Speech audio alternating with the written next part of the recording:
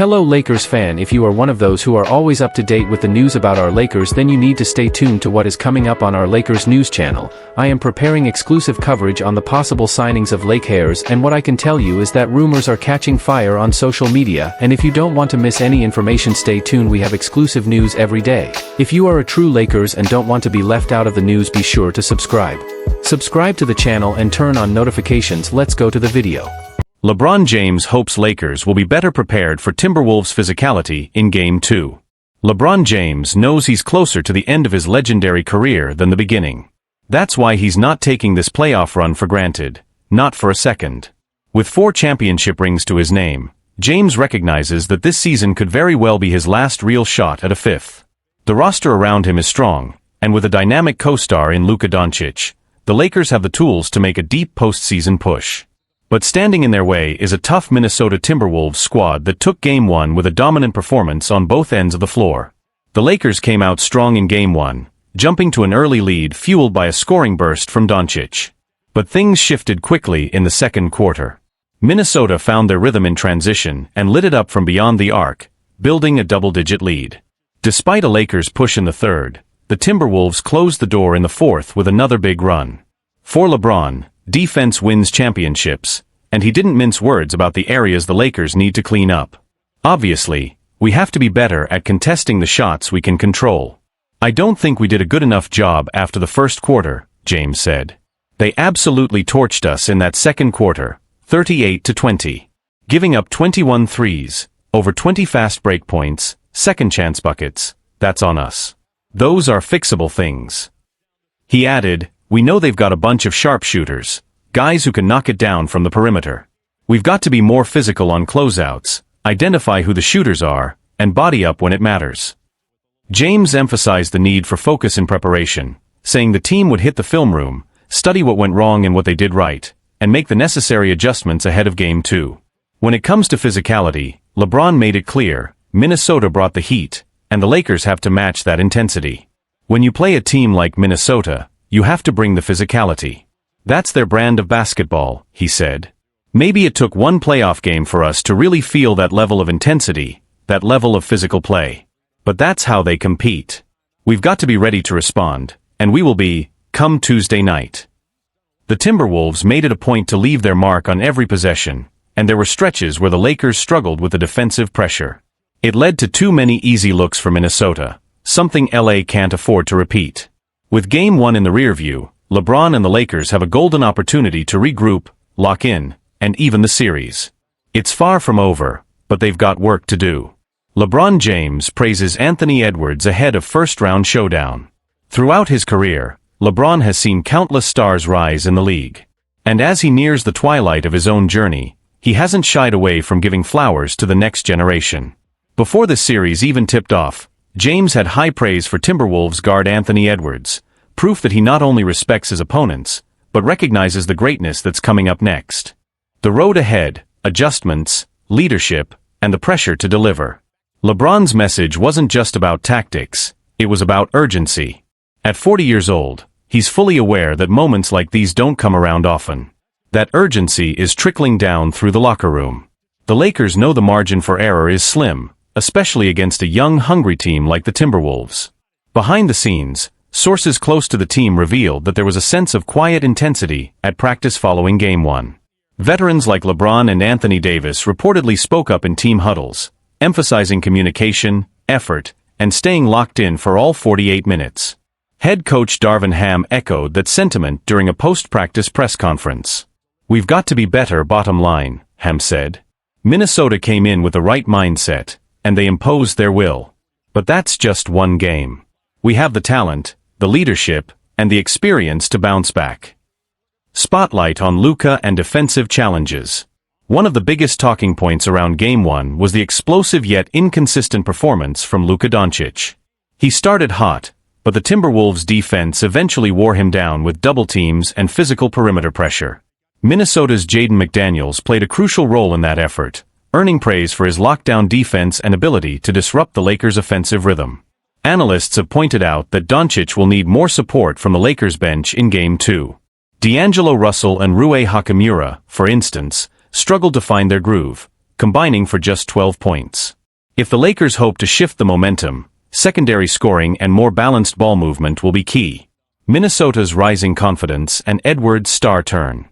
Meanwhile, the Timberwolves are riding a wave of confidence. Anthony Edwards, the centerpiece of Minnesota's future, had a standout performance in Game 1, finishing with 32 points and earning praise across the league, not just from LeBron, but from NBA legends and analysts who see him as the next face of the league. "Ant-Man is a problem," Charles Barkley said during TNT's post-game coverage. "He's got that killer instinct. That's what you want in the playoffs." Edwards' post-game remarks showed both humility and fire. "We respect the Lakers. LeBron's one of the greatest. But we're not here just to play, we're here to win." Fans and media react. Social media erupted after Game 1. Lakers fans expressed frustration with the lack of urgency and defense, while Timberwolves fans flooded timelines with excitement and optimism. The phrase "playoff ant" was trending on X, formerly Twitter, and memes of Edwards dunking and celebrating quickly went viral. NBA insiders also began speculating on what a first-round upset could mean for the Lakers' future, especially if this truly is LeBron's final playoff run. Would the franchise look to make big moves this off-season? Could this be the last time we see LeBron, AD, and Dončić wearing purple and gold together? Looking toward Game 2, a must-win? With the series now shifting into a critical phase, all eyes are on Tuesday night. Game 2 doesn't just feel like a must-win, it is one. Falling behind 0-2 against a confident Minnesota team heading back to their home court could be a knockout punch. LeBron knows what's at stake. His words carry more than weight, they carry legacy. "This is what it's all about," he said. "This is the postseason. You've got to rise, or you get left behind." And for the Lakers, the time to rise is now. Luka Dončić, Lakers let go of the rope in Game 1 loss to Timberwolves. Everything seemed to be clicking for Luka Dončić and the Los Angeles Lakers in the opening quarter of Game 1 against the Minnesota Timberwolves. Dončić was in full control, pouring in 16 points and helping the Lakers jump out to a 28-21 lead. For a moment, it looked like LA had set the tone. But that momentum quickly vanished. The Lakers were outscored 38-20 in the second quarter, and things only got worse from there. Over the final 3 quarters, Minnesota completely took over, outscoring LA 96-67 and securing a dominant win to kick off the postseason. Head coach J.J. Redick called out his team's lack of physicality after the loss, a point Dončić echoed when reflecting on what went wrong. "Absolutely. I think in the first quarter, we played our style, we were aggressive, physical," Dončić said. "And then, we just let go of the rope. You can't do that in the playoffs. You've got to play with that same energy for all 48 minutes. Every single possession counts." On defense, they got whatever they wanted. When asked about the Lakers' defensive struggles, Dončić pointed to the same issue, lack of toughness, and poor perimeter defense. "They were just more physical. They knocked down a lot of threes," he explained. "We've got to limit their looks from deep, especially those clean ones. We weren't getting out to shooters. They were pushing the pace, getting in transition. They basically got whatever they wanted." While it's unlikely Minnesota will shoot over 50% from 3 again, Dončić knows that many of those shots were wide open, and that's a problem the Lakers must address. "I mean, give them credit, they hit shots," he said. "But they hit 21 threes. That's way too many. You can't let a team shoot 60% from deep and expect to win. We've got to make them uncomfortable, chase them off the line, contest everything." Carrying the load alone. Despite the loss, Dončić turned in an impressive individual performance, finishing with 37 points on 12 of 22 shooting. He got to his spots, made plays, and was clearly the Lakers' offensive engine. But in the playoffs, one-man efforts rarely get you far. If the Lakers want to turn this into a real series, they'll need help, on both ends of the floor.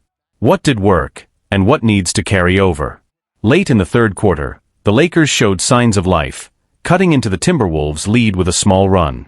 Dončić believes that stretch showed what this team is capable of when they stick to their identity. "I think we just played our game," Dončić said. "We brought the physicality, got stops, ran the floor, and played with energy. That's what we have to do consistently. We know who we are, we just have to bring it every night." Looking ahead to Game 2, no room for error. With Games 3 and 4 set to take place in Minnesota, Game 2 at home suddenly feels like a must-win for LA. Falling behind 0-2 would give the Timberwolves a huge advantage and put immense pressure on the Lakers to steal one on the road. For Dončić, there's no sugarcoating it. This is do-or-die territory. We've got to respond, he said. We can't afford to drop another one at home. We know what's at stake, and we've got to play like it. Game 2, a defining night for LA. As the countdown to Game 2 continues, the atmosphere around the Lakers has shifted from concern to conviction. Inside the team facility, there's been a noticeable increase in intensity, extra reps after practice, more vocal leadership, and a clear understanding of what's at stake. Game 2 is a must, said Anthony Davis, who faced criticism for his passive play in the opener. No one needs to tell us that. We felt it. We watched the film. We know what went wrong, and now it's time to respond. LeBron James, always calculated but never complacent, took on more of a mentoring role in the days between games. According to team insiders, LeBron and Luka have been reviewing game footage together, breaking down defensive schemes, and looking for exploitable mismatches. It's a rare glimpse into how the passing of the torch between generations can also become a shared mission. They've been locked in, one assistant coach told The Athletic. Luka is hungry, and LeBron's guiding him through the fire. Adjustments coming? Redick under pressure. First-year head coach J.J. Redick is also under a microscope. While his basketball IQ is widely respected, Game 1 marked his first true test in a high-stakes playoff environment. Critics pointed to a lack of in-game adjustments, particularly on how to contain Minnesota's three-point shooting. There's talk of a potential starting lineup tweak, perhaps bringing in Jared Vanderbilt or Taurean Prince to increase defensive flexibility. Redick remained tight-lipped, only saying, "We're considering everything. Nothing's off the table." Still, many around the league are watching to see how Redick responds. "This is where you earn your stripes as a coach," said Kendrick Perkins on ESPN's NBA Today. "He's got a veteran locker room, but he's also got to lead them now. This is the moment." Minnesota's confidence grows. We smell blood. On the other side, the Timberwolves are not just confident, they're hungry. Anthony Edwards, fresh off a 30-plus point performance and stellar defense, has become the emotional engine of the team. He's drawing comparisons to a young Dwayne Wade, not just for his athleticism, but for his killer instinct. "We're not coming in here to steal a game," Edwards told reporters after a practice. "We're coming to take the series." Karl-Anthony Towns, who has often been criticized for disappearing in big moments, looked poised and composed in Game 1. His chemistry with Mike Conley and Naz Reid gave the Lakers problems all night, and with Gobert anchoring the defense, Minnesota appears more balanced and dangerous than ever. The Timberwolves are treating Game 2 as a golden opportunity, not just to go up 2-0, but to mentally break the Lakers early. Media frenzy and fan reactions. Is this the end? The reaction from the media has been fast and dramatic. Pundits across the sports world have already begun speculating what a first-round exit would mean for LeBron's legacy, for Dončić's future in LA, and for the stability of the roster. Some headlines from major outlets included, "Can the Lakers still be saved?" Bleacher Report. "Luka needs help, or LA will burn out fast." Yahoo Sports. "If LeBron's last dance ends here, what's next?" The Ringer. Fan forums and social media pages are buzzing with theories, lineup suggestions, and emotional pleas. Hashtags like #DoOrDieLakers, #Game2Redemption, and #LukaLegacy began trending within 48 hours of the loss. What's at stake in Game 2? This isn't just about one playoff win or loss, it's about narrative. If the Lakers win, they shift the momentum, restore confidence, and head to Minnesota with the series tied and belief in their championship DNA. But if they lose?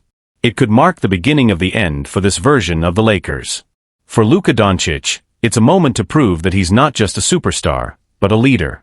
For LeBron James, it's a chance to keep writing history. And for the Lakers as a whole, it's a moment of truth.